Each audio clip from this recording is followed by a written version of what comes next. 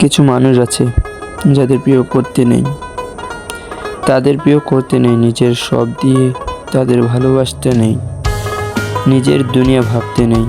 কারণ সেই প্রিয় মানুষ যখন দূরে চলে যাবে, তোমার সাজানো জীবনটাকে এলোমেলো করে দিয়ে যাবে, নিয়ে যাবে তোমার জীবনে হাসি, খুশি, ভালো থাকা, ভালো লাগা, সব কিছু নিয়ে যাবে।